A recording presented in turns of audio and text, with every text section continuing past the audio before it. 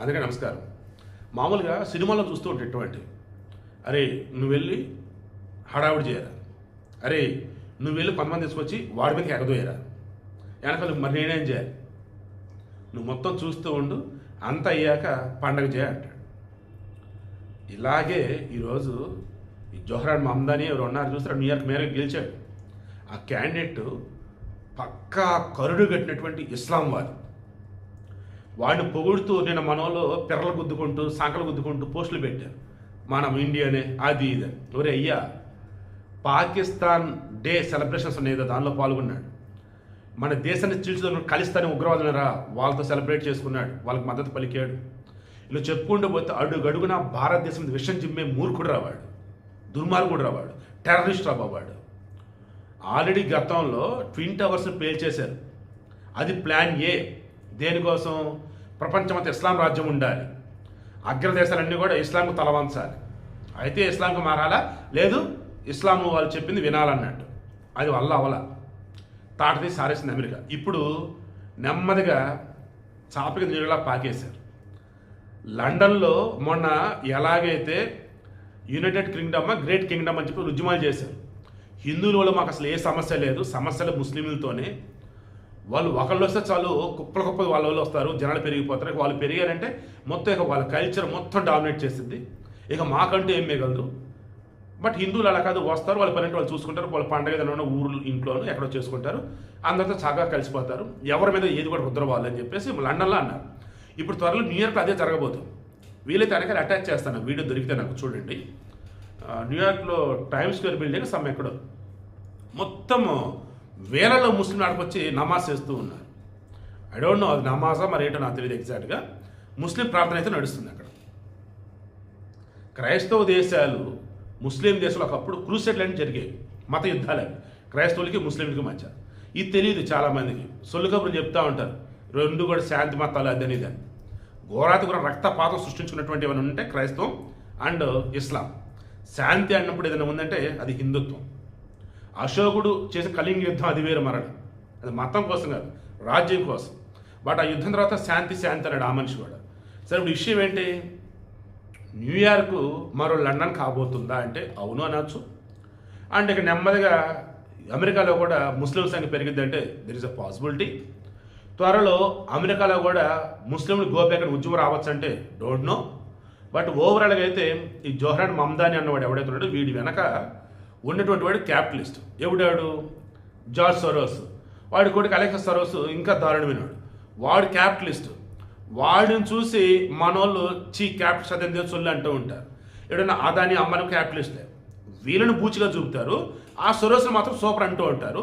అతను వచ్చి సోషలిస్ట్ అని చెప్పుకుంటున్నటువంటి ఈ జోహ్రాన్ మహమ్మదానికి సపోర్ట్.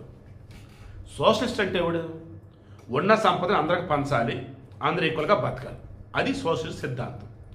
అది బయటికి అంతేరా నాయన. అక్కడున్న అమాయకులని, ముస్లింలను కానీ ఇక నార్మల్గా ఉన్నటువంటి అమాయకులను కానీ అట్రాక్ట్ చేయటానికి బస్సు ఫ్రీ, పిల్లల సంరక్షణ ఫ్రీ, పబ్లిక్ డిస్ట్రిబ్యూషన్ సిస్టమ్, సరుకులు అండ్ రెంట్లు తగ్గిస్తారు ఇళ్ళకి, ఇలా చెప్పుకుంటూ పోతే ఎర్రి పప్పలు చేసేసి ఇతను గెలిచేశాడు. బట్ గెలిచిన తర్వాత ఫండింగ్ లేదు. సో డబ్బు కావాలి మనకి, మీరు డబ్బులు ఇవ్వడని చెప్పేసి అంటున్నాడట. సరే తర్వాత మాట్లాడుకుందాం. ట్రంప్ యొక్క చేతగానితనం, ట్రంప్ ఇతను వ్యతిరేకత కలగలిసి ఇతను జోహ్రాన్ మహమ్మదాని గెలిపించింది. ఇప్పుడు అతను గేమ్ స్టార్ట్ చేస్తాడు. అది త్వరలో మాట్లాడుకుందాం. నేనైతే ఇప్పుడు చెప్తాను కదా, అతను సోషలిస్ట్ అంటే హడావుడి చేసి అతను వెనుకున్నటువంటి భయంకరమైనటువంటి ఇస్లాం వాదాన్ని దాచుకొని ఇప్పుడు నెమ్మదిని బయట పెడతాడు. వీలైతే మత మార్పిడి జరగవచ్చు, లేదన్నప్పుడు బయట దేశం నుంచి ఎక్కువగా ముస్లింలు అక్కడికి న్యూయార్క్ కూడా రావచ్చు. ఈలోపు ట్రంప్కి అవి అర్థమవలసి మొత్తం అర్థమైతే ఊహించిన పరిణామాలు కూడా ఎదుగు ఉండొచ్చు. సరే, ఈ సోషలిస్ట్ అంటూ ముందు పెట్టి హడావుడి చేసింది ఎవరు అంటే సోరోస్ బ్యాచ్, వాడు క్యాపిటలిస్ట్. వీరిద్దరిని చూసి చప్పట్లు కొట్టుకుంటూ తొడలు కొట్టుకుంటూ జప్పలు కొట్టుకుంటూ హడావుడి చేస్తుంది ఎవరు అంటే మన దేశంలో సోకాళ్ళు సూడో సెక్యులరిస్టులు, కమ్యూనిస్టులు. కమ్యూనిస్టుకి క్యాపిటలిస్ట్ పడదు, కానీ ఈరోజు పండగ చేస్తున్నారు. వాడు సోషలిస్ట్ అంట. సోషలిస్ట్ కదా ఒక మతం మాది వాడు. ఎవరు? ఈ జోహ్రాన్ మహమ్మదాని గాడు. ఈ వీడియో నేను చాలా అంశాలు టచ్ చేశాను. తెలుగు మీడియాలో ఎవరు ఇవి టచ్ చేయరు. నేను ఓపెన్గా టచ్ చేసాను, ఉన్నదే టచ్ చేసాను. ఒక అబద్ధం కూడా లేదు, కామెంట్ క్రాస్ అవుట్ చేసుకోండి.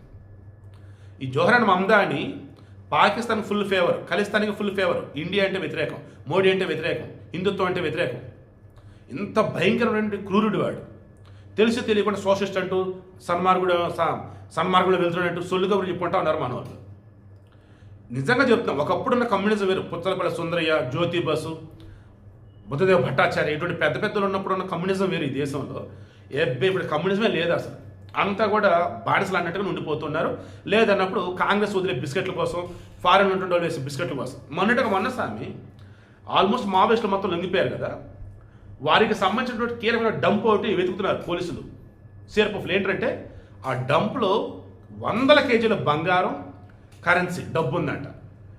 పేరుకే వాళ్ళు ఉద్యమాలు చేస్తున్నారు, వెనక మొత్తం డబ్బు పోగేసుకున్నారు. ఏంది మరి ఇదంతా? ఇదేరా నాయన ఈ రోజున కమ్యూనిజం, ఇదేరా నాయన ఈ రోజున సూడు సెక్యులరిజం. హిందువుగా చెప్పుకుంటే మతోన్మాది, క్రిస్టియన్ అంటే సూపర్, ముస్లిం అంటే సూపర్. జవహర్లాల్ మమతాని నేను ముస్లింని అంటూ ప్రార్థన చేస్తే వావ్ గ్రేట్. అదే ఓ హిందూ మోదీ దేశ ప్రధానిగా ఉండి హిందూని అంటే దేశ ప్రధానమేంటి అలా ఎలా చెప్తావు నువ్వు అని అంటారు. మనుషులో మూర్ఖులో ఎవరో ఏంటో ఇక మీరే ఆలోచించుకోండి. అటు నుంచి చుట్టుపక్కల ఉంటే కొంచెం జాగ్రత్తగా అయితే ఉండండి. మరలా చెప్తుంది, నిన్న కూడా చెప్పే, అమెరికా పతనం మొదలైంది.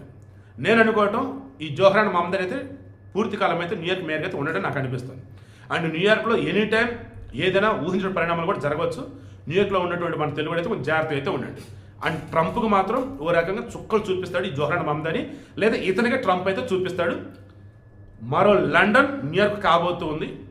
ఇస్లాం వ్యాప్తి చెందడం అనేది ఎలా అయితే ఉండిద్దో అది ఈరోజు న్యూయార్క్ మనకు కనపడుతుంది. చాపగా నీరులాగా వెళ్ళిపోతున్నారు వీళ్ళు, ఎక్కడికక్కడ మొత్తం వ్యాపింపజేస్తున్నారు. ఒకప్పుడు ఉండేది వేరు, ఈరోజు ఉంటున్నది వేరు. ఈరోజు మానవత్వం ముసుగులో ఎవరు బతుకు వాళ్ళదే అన్నట్టుగా మీకు మేము సాయం, మాకు మీరు సాయం అన్నట్టుగా చేసుకుంటూ వెళ్తున్నారు. బట్ వీళ్ళు ఒక చోటకి వెళ్ళిన తర్వాత ఆటోమేటిక్గా వాళ్ళు ఎక్కడి నుంచో వస్తారు, వారికి ఆ పని ఈ పని అసైన్ చేస్తారు. ఇక నెమ్మదిగా వాళ్ళు పెరిగిపోతారు. వన్స్ వాళ్ళు పెరిగారంటే వాళ్ళ తగ్గ షాపులు వస్తాయి. ఆటోమేటిక్గా ఆ నమాజ్ కూడా మసీదులో చేసుకుంటే ఓకే, బట్ రోడ్ల మీద చేసేస్తున్నారు కొన్ని చోట్ల. అది అబ్జెక్షన్ ఎవరు చెప్పలేని పరిస్థితి. అబ్జెక్షన్ చెప్తున్నారంటే ఊరుకోవట్లేదు. అందుకే యూరోప్ దేశాలు ఏం చేస్తున్నాయి, మొక్కే వంగనది మానే వంగన అని చెప్పేసి కొన్ని దేశాలు, యూరోప్ దేశాలలో ఈ దాన్ని ఏమంటారు, హిజాబా, బుర్కా, దాని మీద నిషేధం, పబ్లిక్ ప్లేస్లో నమాజ్ చేయకూడదు. అండ్ ఇంకొన్ని రూల్స్ కూడా పెట్టున్నారు. అసలు చైనా అయితే వాళ్ళకి ఏకంగా ఘోరం. ఉయిగర్ ముస్లింలో ఎవరో ఉంటారు అక్కడ, ఓ ప్రావిన్స్లో ఏదో ఉంటుంది. చైనాడు కమ్యూనిస్ట్ కదా, వాడు ఆంక్షలు అంత భయంకరంగా ఉన్నాయంటే ఒక్క ముస్లిం దేశం కూడా వాళ్ళ మీద నోరు తేరవారు. ఎందుకంటే వాడు భయంకరంగా క్రూరస్తుడు, వాడు ఇది క్రూరుడు చైనా వాడు కట్టడి చేస్తూ ఉన్నాడు. లేదంటే అక్కడ కూడా బాగా వ్యాప్తి చెందేవారు. నేను మన దేశంలో ముస్లిం గురించి ఒక్క మాట అని అట్లా, నా దేశంలో ముస్లింలు భారతీయులు అంటే ఎటువంటి వారు చక్కగా కలిసిపోయి సంతోషం ఉంటూ ఉంటారు తప్ప మత వ్యాప్తి, మా మతం గొప్పది ఇలా ఏ ఒక్కరు కూడా ఉండరు. హిందువులైనా, ముస్లింలైనా, క్రైస్తవులైనా ఎవరైనా, నా భారతదేశంలో ఉన్నటువంటి వాళ్ళు ఎవరైనా సరే వాళ్ళ మతం వారిది, పక్క వారి మతాన్ని గౌరవిస్తూ ఉంటారు. ఇది నేను చెప్పినంత బయట ప్రపంచానికి సంబంధించింది, అర్థమని చెప్పేసి భావిస్తూ ఉన్నాను.